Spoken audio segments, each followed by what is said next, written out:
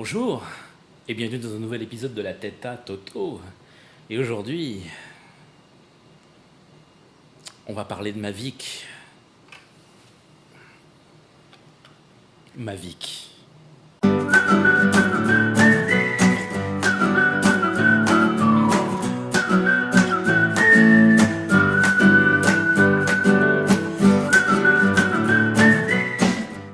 Alors déjà, pour ceux qui ne le sauraient pas, le Mavic, qu'est-ce que c'est? Eh bien, le Mavic est un drone distribué par DJI qui a été annoncé et lancé dans la foulée à la fin de l'année 2016. Et le Mavic, en fait, promettait ni plus ni moins qu'une qualité d'image superlative dans un format compact et pliable. Alors DJI a frappé un grand coup lors de l'annonce du Mavic puisque toute la planète s'est enflammée pour ce drone parce que c'était le premier à faire ça et à le faire comme il le faisait. Et donc tout le monde s'est un petit peu excité parce que c'est vrai que jusqu'à présent tout ce qui était fantôme, etc. restait quand même relativement encombrant et les petits drones qui pouvaient exister notamment chez la concurrence n'étaient pas du tout à la hauteur en termes de qualité d'image ni de fonction. Donc DJI arrive sur le marché, propose un drone petit, repliable.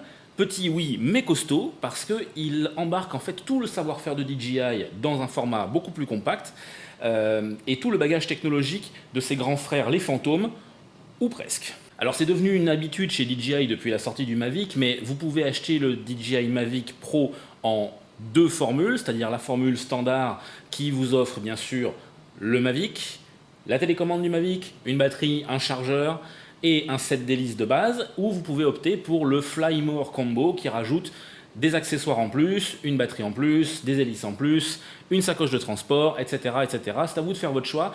Tous les drones sortis après le Mavic jusqu'à aujourd'hui, notamment le Spark, sont aussi comme ça sous plusieurs formules d'achat. À vous de voir ce qui vous plaît le plus. Moi j'ai préféré la formule de base et j'ai rajouté des accessoires a posteriori lorsque j'ai voulu équiper un petit peu le bestiau. A noter qu'il est également possible maintenant d'acheter ce qu'on appelle le DJI Care Refresh auprès de DJI. En fait, le DJI Care Refresh, c'est une assurance plutôt permissive qui vous autorise à avoir deux crashs. Voilà, moi j'ai plus droit qu'à un seul. Qui vous autorise donc à avoir deux crashs avec votre drone pour bénéficier d'une réparation gratuite ou carrément d'un remplacement du Mavic. C'est très pratique et je vous suggère vraiment beaucoup de souscrire à cette assurance lorsque vous achetez un Mavic. La promesse du Mavic, c'est de pouvoir vous offrir dans un format compact la possibilité de filmer des vidéos en qualité 4K ciné et 4K télé jusqu'à 30p pour la 4K télé et 24p pour la 4K ciné, ainsi que de pouvoir prendre des photos en 12 millions de pixels avec un point de vue totalement inédit sur le paysage. Alors, pourquoi est-ce que j'ai acheté le Mavic? Eh bien tout simplement parce que, tout comme pour le DJI Osmo, dont je vous ai déjà parlé dans une précédente vidéo, je préparais un voyage en Islande au début du mois de mars, et je voulais avoir vraiment tout ce dont j'avais besoin pour ramener le plus possible les meilleures images de ce voyage totalement exceptionnel, dont je vous prépare d'ailleurs actuellement une vidéo, une courte et une très longue, à venir plus tard sur la chaîne, et je voulais vraiment maximiser le plus possible mes possibilités de prise de vue. Et vu les paysages en Islande, un drone me paraissait vraiment absolument incontournable à avoir avec moi. J'ai commandé le Mavic au tout début, pratiquement à sa sortie, pratiquement à son annonce. Enfin, j'ai juste attendu quelques semaines pour en savoir un petit peu plus sur l'objet. Et j'ai galéré vraiment beaucoup parce que je l'ai commandé la première semaine du mois de janvier 2017 et je n'ai pu me faire livrer qu'à la toute fin du mois de mars.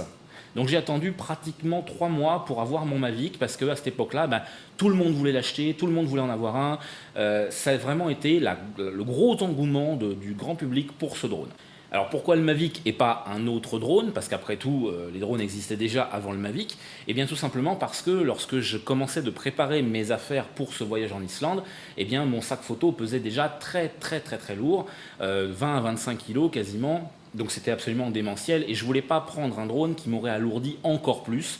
Donc le Mavic est sorti finalement pile poil à point nommé pour ce voyage parce qu'il ne pèse pas plus de 800 grammes et franchement c'est un véritable avantage par rapport aux fantômes, voire plus gros, hein, ne parlons même pas des Inspire ou des Matrice de chez DJI. Et comme ça vient de chez DJI, on pouvait quand même s'attendre à ce que la qualité d'image soit quand même suffisamment bonne pour pouvoir ramener de bonnes images. Il n'y a qu'à voir le nombre incroyable de vidéos qui circulent sur YouTube et sur Internet qui sont faites avec des fantômes pour se convaincre que normalement la logique aurait voulu que la qualité d'image soit vraiment l'une des principales qualités de ce Mavic. Alors déjà tout de suite en ce début de vidéo on pourrait répondre à une question assez évidente, c'est qu'une fois le voyage en Islande passé, est-ce que je vais garder la motivation pour garder le Mavic avec moi et continuer à m'en servir? Alors, je vais tout de suite répondre. La réponse est oui, je vais garder un drone. Pas forcément le Mavic, parce que je vais revenir sur un certain nombre de petits détails qui pourraient faire que la concurrence aurait certainement une carte à jouer pour se placer en concurrence face à cet appareil-là. Malgré tout, c'est un véritable bonheur en fait, c'est quasiment un plaisir d'enfant à chaque fois qu'on a l'occasion de sortir le drone. Il y a une espèce d'excitation comme ça que j'avais pas eu depuis longtemps et c'est vrai qu'on se prend au jeu très très vite et aujourd'hui dans mon setup j'envisage pas tellement de me passer d'un drone en fait. C'est tellement unique de voir les choses d'en haut que ça redéfinit beaucoup de choses dans votre façon de faire de la photo ou de la vidéo, parce que je m'en sers essentiellement en vidéo, j'allais dire exclusivement, mais non, c'est essentiellement. Et vraiment, c'est super top. Et quoi qu'il arrive, en fait, je vais garder un drone dans mon setup à l'avenir. Est-ce que ça sera le Mavic? Est-ce que ça sera pas le Mavic? Ça, l'avenir nous le dira. Mais en tout cas, c'est un essai gagnant. J'ai voulu essayer d'avoir un drone. J'ai kiffé, j'ai adoré. Je garderai un drone quoi qu'il arrive. J'en profite pour faire une petite parenthèse sur l'aspect grisant et excitant en fait, de l'usage d'un drone. On voit fleurir malheureusement depuis pas mal de temps sur les réseaux sociaux, sur YouTube, etc., un peu partout, des gens qui se servent d'un drone à peu près n'importe comment. Alors en ce qui me concerne, je suis peut-être pas forcément le mieux placé pour donner des conseils parce que je n'ai pas aujourd'hui encore passé la licence ULM pour piloter un drone. Je connais des gens qui l'ont fait, j'ai un peu appris auprès d'eux, j'ai pris beaucoup de conseils sur les forums, etc. Je me suis renseigné des législations en vigueur, donc je ne peux que vous recommander, attention, respectez la législation. Moi j'essaie de faire tout ce que je peux pour la respecter, pour ne pas me mettre en danger et mettre en danger éventuellement les personnes qui seraient dans les alentours. Voilà, donc il faut toujours garder ses distances, tenir compte du vent, etc., des lieux de passage. On ne peut pas sortir son drone partout. Voilà, parfois ma vie reste dans sa boîte. Voilà. Et il faut vraiment faire attention à ça, respecter la législation, vraiment, je vous en conjure, parce que plus il y a de gens qui l'enfreignent, plus il y a des gens qui font n'importe quoi avec leur drone, et plus la législation se durcira envers les utilisateurs de drones, tant et si bien que déjà aujourd'hui c'est compliqué. Alors imaginez demain si ça se durcit encore, peut-être que ça n'aurait plus aucun intérêt dans le futur d'acheter un drone, allez savoir, tellement les restrictions d'utilisation pourraient devenir énormes dans les temps qui viennent. Donc s'il vous plaît, faisez pas les cons avec votre drone, respectez la législation et j'espère que tout se passera bien par la suite. Donc ce que promettait le Mavic, c'est-à-dire une bonne qualité d'image, une facilité d'utilisation, le tout dans un format compact, est finalement parfaitement rempli par DJI. Mais est-ce que ça en fait un produit parfait pour autant?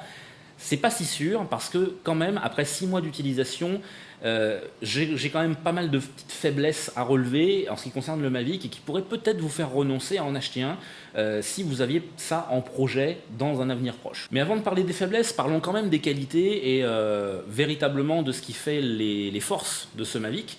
On va commencer par, forcément, j'en ai déjà parlé, le format compact et pliable. Le drone pèse moins de 800 grammes et il tient à peu près dans n'importe quel sac photo de taille raisonnable. En effet, ça ne prend pas plus de place qu'un téléobjectif dans un sac photo. Une fois replié, ça fait à peu près une vingtaine de centimètres, 20-21 cm de haut par 8-9 cm de profondeur et à peu près autant de large. Et quand même, c'est assez facile à transporter. Bien sûr, il faut rajouter les batteries annexes, la télécommande, etc., les chargeurs, et bien entendu, mais l'appareil en lui-même est d'un format tout à fait raisonnable et c'est vraiment l'une de ses principales forces. Deuxième avantage, son autonomie. Elle est annoncée par DJI comme étant jusqu'à 27 minutes. Dans la réalité, c'est beaucoup moins puisque les chiffres d'autonomie de n'importe quel drone d'ailleurs sont toujours théorique et annoncé dans les meilleures circonstances qui soient. Donc effectivement, vous allez peut-être réussir à rester 27 minutes en vol stationnaire au-dessus d'un point fixe, à juste balayer un petit peu comme ça pour filmer ou prendre en photo ce qui se trouve autour. Mais dès que vous activez le mode sport, dès que vous luttez contre du vent, dès que vous avez beaucoup de montées et descentes à faire, ça pompe énormément sur la batterie. En moyenne, une batterie me permet de faire des vols de 15, 16, 17 minutes dans le meilleur des cas, mais ne comptez pas vraiment rester effectivement 27 minutes en vol. Ça, ce ne serait que dans les conditions idéales. Autre avantage, il a une très grande portée, mais la législation française nous impose de garder le drone à vue quand on pilote. Et c'est un petit objet, c'est un petit appareil. Dans le meilleur des cas et dans les meilleures conditions de visibilité possibles, j'arrive encore à le voir jusqu'à 600 mètres, 700 mètres dans le meilleur des cas, si tout est bien dégagé, s'il n'y a pas de brume de sable, s'il n'y a pas de voile atmosphérique. Mais vraiment, déjà à 400 mètres, le Mavic est un tout petit point dans un ciel, et ça devient assez rapidement difficile de le garder en visibilité. Si vous voulez absolument respecter la législation, la portée maximale du Mavic, qui est de 4000 ou 5000 mètres, 4 à 5 km, ce qui est énormissime, ne sera jamais atteinte, parce que forcément, au-delà de 1000 mètres, on va dire, au-delà de 800 mètres, vous ne le voyez plus. Et vous êtes obligé de naviguer avec le retour vidéo qu'il y a sur votre smartphone branché à la télécommande. Donc, c'est à la fois un avantage, mais oui, c'est un avantage, mais à condition d'avoir un second opérateur à côté de vous qui, par exemple, le garde en vue avec des jumelles, ça peut peut-être passer au niveau législation, mais très franchement, c'est bien, mais ça ne sert pas à grand-chose, malheureusement. Au pire, ils auraient pu la mettre jusqu'à 1500 mètres pour qu'on puisse le suivre avec des jumelles. Au-delà, franchement, il n'y aura que de très rares occasions dans lesquelles vous pourrez envoyer votre drone à une telle distance. C'est juste inutile. Troisième avantage, je vais parler de la qualité vidéo en conditions de bonne lumière. Parce qu'en fait, je vais parler dans les faiblesses à un moment donné de la qualité vidéo aussi, mais dès qu'on est obligé de monter un petit peu les ISO, je vais en parler juste après. Mais tant que la lumière est présente, tant qu'elle est en quantité suffisante, la qualité d'image est vraiment bonne sur le Mavic, mais vraiment. Je déconseillerais peut-être certains types de réglages, je vais en parler juste après, mais d'une manière générale, que ce soit en photo, en vidéo, sur l'ensemble des réglages, on peut dire que la qualité d'image tient plutôt bien ses promesses, pour un usage amateur en tout cas. Alors pour ceux que ça intéresse, moi je m'en sers pratiquement pas parce que je préfère vraiment avoir la main sur mon appareil tout le temps, je préfère avoir la main sur mon Mavic. Il y a quand même aussi, pour ceux que ça intéresse, beaucoup de modes de vol intelligents, que ce soit le mode qui fait un circle, un panoramique autour d'un point d'intérêt précis, que ce soit les effets drony, vous savez, quand vous êtes face à votre drone et puis que vous lui faites prendre de l'altitude et de la distance comme ça pour révéler le paysage derrière, c'est assez spectaculaire. Il y a des trucs qui font ça automatiquement, il y a l'active track qui vous suit, il y a des tas de trucs, il y a le retour home automatique qui parfois se montre pratique, parfois se montre tout simplement essentiel aussi. Parce que par exemple, lorsque vous perdez votre connexion avec le drone, ce sont des choses qui arrivent, le drone est capable de revenir tout seul de là où il a décollé. Donc tout ce package technologique qui vient directement en droite ligne des gammes supérieures de chez DJI est présent sur le Mavic. Ça peut être pratique, comme parfois un peu superflu, mais au moins ça a le mérite d'être là, et c'est quasiment le seul drone de cette gamme-là qui propose autant de modes de vol intelligents et de packages technologiques, que ce soit ce dont je viens de parler, ou les capteurs, etc. Vraiment, c'est un des meilleurs compromis qui existent actuellement sur le marché à ce niveau-là. On en vient donc aux défauts, donc j'ai un tout petit peu commencé de parler quand j'ai évoqué la qualité vidéo tout à l'heure dans la section des avantages, mais j'ai quand même remarqué des problèmes, notamment sur des photos, des images, des séquences, voilà, je cherche mes mots, désolé, des séquences que j'ai ramenées d'Islande qui sont pas top au niveau qualité, parce que j'ai pris mon parti, faute d'expérience et de retour d'expérience suffisant à ce moment-là. J'avais le drone depuis une dizaine de jours. J'ai pas bien pu le tester au moment où je suis parti en Islande. Donc, une fois sur place, je me suis dit que j'allais prendre les setups de qualité maximale, donc résolution maximale, résolution 4K ciné, 24p, et c'est pas le meilleur choix. c'est pas le meilleur choix tout simplement parce que je pense que la quantité de données est un petit peu trop importante à gérer pour le processeur interne, le processeur d'image interne. Il faut quand même pas oublier que le Mavic n'est pas un appareil professionnel et ça se voit notamment à son bitrate, le flux de données qu'il est capable d'enregistrer, qui est un petit peu limité pour faire de la 4K ciné pleine résolution. Donc du coup, depuis que je suis rentré, j'ai un petit peu examiné ça, mais c'est vrai que sur les rushs, on voit par endroits des espèces d'artefacts visuels, des espèces de flou, ou au contraire des espèces de pixels qui bougent comme ça, qui ont l'air de vibrer, entre guillemets. Je vais vous montrer des exemples au fur et à mesure que je parle, comme ça vous pourrez vous en rendre compte. Depuis, en fait, j'ai modifié mes habitudes de réglage avec le Mavic. Je ne dépasse plus la résolution au-delà du 4K télé, c'est-à-dire la résolution qui est en 3800 pixels au lieu du 4000 et quelques. Et là, j'ai quand même beaucoup moins d'artefacts et je peux me permettre de filmer en 30 images par seconde, ce qui permet quand même une fluidité plus agréable, je trouve, pour travailler les images après dans votre logiciel de montage. C'est personnel comme point de vue, mais le 24p, le Mavic n'est pas vraiment bien fait pour. On a trop souvent l'impression que les images sautent, saccadent un petit peu d'une frame à une autre. La faute, à mon avis, à un mauvais encodage où en fait le processeur va saturer. Je pense qu'il n'est tout simplement pas assez puissant pour traiter le flux de données important que représente la 4K aujourd'hui. Ça sera sûrement mieux sur le Mavic 2. On va attendre un petit peu de voir ce que ça donne. Mais aujourd'hui, je vous conseillerais de ne pas dépasser le 4K télé, donc le 4K en 3800 pixels de large. Déjà, c'est bien suffisant. La qualité d'image sera très bonne, mais attention, il y a certains formats, donc notamment le format le plus haut, qui provoque des artefacts visuels. Et après, votre rush est fichu, donc il faut faire avec. Autre défaut beaucoup plus gênant, les bugs de l'application DJI Go. Alors j'ai un ami qui se sert du Mavic, qui est équipé de téléphone Android, et il n'arrête pas de se plaindre des bugs qu'il rencontre. Il a des téléphones Samsung. Il était en Islande avec moi, il a galéré comme c'est pas permis à de nombreuses reprises pour faire décoller le Mavic, pour calibrer la gimbal, pour calibrer le compas intérieur. Depuis qu'on est rentré en Martinique, il l'a fait voler. Il a des galères aussi, parfois des trucs incompréhensibles, des bugs. De là à dire que Mavic refuse de s'envoyer en l'air, il n'y a qu'un pas, hein. Moi je dis ça, je dis rien. Moi j'utilise iOS, visiblement ça a l'air d'être connu qu'il y a un peu moins de bugs avec iOS, mais j'en ai quand même. Donc DJI est très critiqué pour le manque de constance de son application et le grand nombre de bugs qu'elle contient.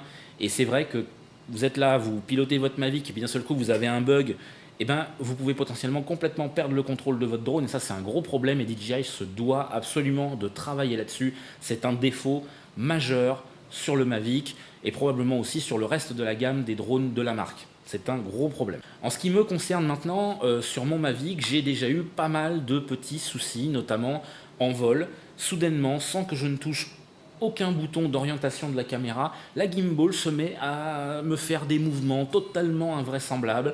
Je me rappelle d'une fois où le Mavic était en train de voler, c'était un ami à moi qui le pilotait, titulaire de la licence, et d'un seul coup, pouf, la caméra se met à regarder en arrière, complètement. On n'a pas compris, on a été obligé d'atterrir le Mavic comme ça, un peu à vue. Alors on n'a pas compris ce qui s'est passé, ça me l'a refait ensuite plusieurs fois, ou alors la caméra qui n'arrive pas à garder l'horizon bien droit, alors que j'ai calibré la nacelle juste avant de décoller. Voilà, des comportements de gimbal totalement invraisemblables. Et je ne sais pas d'où ça vient, DJI ne sait pas d'où ça vient, personne ne sait d'où ça vient, et je ne suis pas le seul à avoir ce genre de problème sur le Mavic. Autre défaut à mon sens, c'est que lorsque vous voulez avoir un rendu cinématographique des rushs que vous faites avec votre Mavic, vous êtes obligé d'utiliser des filtres ND, comme ceci, que vous êtes obligé de mettre sur la caméra. Alors, pourquoi, à mon sens, c'est un défaut ? Que je me fasse bien comprendre, il est nécessaire d'utiliser des filtres parce que ça va vous permettre de baisser la vitesse du shutter. En effet, si vous filmez par exemple à 30 images par seconde, mais que vous avez chaque image des 30 par seconde qui est prise avec un shutter trop rapide, en fait, le rendu de vos images va paraître très sec. Il faut utiliser une vitesse de shutter assez lente pour que chaque image de chaque plan soit très légèrement floue. En fait, on aurait ce raisonnement-là en photo, on on se ferait traiter de fou. Mais en vidéo, en fait, c'est nécessaire parce que un léger flou de mouvement entre chaque image permet une plus grande souplesse de la séquence. Et donc pour ça, vous êtes obligé d'utiliser des filtres. Alors, c'est des filtres de chez Polar Pro que j'utilise sur mon Mavic, qui sont, je pense, parmi les meilleurs du marché. Mais là, vous voyez, je mets le filtre en me servant de la petite pièce en plastique qui permet de fixer la nacelle. Mais dans la réalité, c'est pas comme ça que ça se passe. Quand vous voulez vraiment vous servir de votre Mavic, vous êtes obligé d'enlever le filtre, d'allumer le Mavic, de laisser la caméra faire son auto-calibration lors de l'allumage, puis avec vos petits doigts de venir tenir la caméra, puis de venir mettre le filtre dessus. C'est un problème parce que la caméra, en fait, elle est vachement fragile. Elle est vachement... l'ensemble de la gimbal, en fait, est très fragile. Et il faut avoir des petits doigts, il faut être assez habile de ses mains. Et il y a vraiment un truc complètement pas pratique avec ça. Surtout à l'heure où aujourd'hui, on est capable de faire des caméras avec des filtres ND intégrés dedans, des filtres ND variables intégrés dedans. Il faudrait vraiment que le Mavic 2, s'il veut conserver une aussi petite caméra, puisse intégrer ce genre de technologie. Ça serait vraiment, vraiment top. Donc jusqu'à présent, pour le moment, c'est juste pas pratique du tout de mettre des filtres et de les enlever sur le Mavic, surtout si vous êtes en Islande, que vous avez les doigts complètement gelés. C'est un enfer, c'est un enfer. Toujours en ce qui concerne la caméra, je l'ai très brièvement évoqué tout à l'heure, mais dès que la luminosité vient à manquer, vous êtes obligé d'augmenter la sensibilité. Dans la mesure où, si vous voulez un bon rendu, vous êtes obligé d'utiliser des filtres dont je viens de vous parler, eh bien, automatiquement, manque de lumière plus usage du filtre nécessaire, vous oblige soit à atterrir, à enlever le filtre et à redécoller pour recommencer votre séquence quand la lumière baisse, soit à faire votre affaire de ces changements de lumière et à monter les ISO quand vous êtes déjà en vol. Mais au-delà de 400 ISO, ne comptez pas avoir une image propre. 400 ISO, c'est vraiment la limite utilisable du Mavic.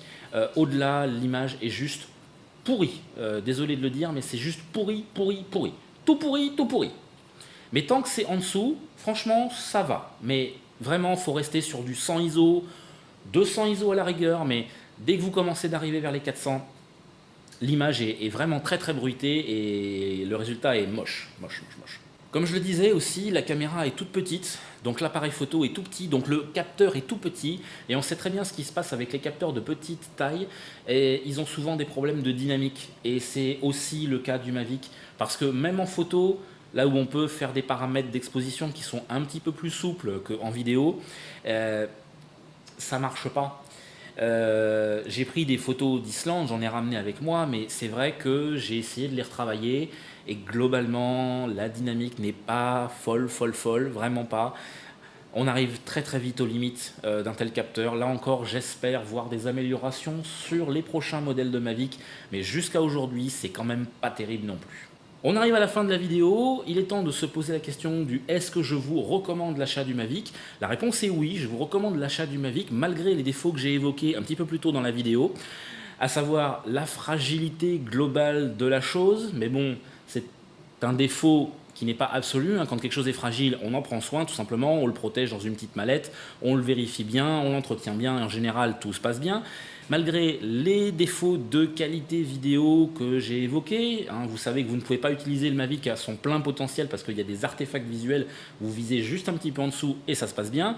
Malgré les défauts de bruit numérique qui apparaissent vite et de dynamique qui est un petit peu restreinte, donc vous savez que vous l'utiliserez préférentiellement dans des situations de bon éclairage pour tirer le meilleur parti possible.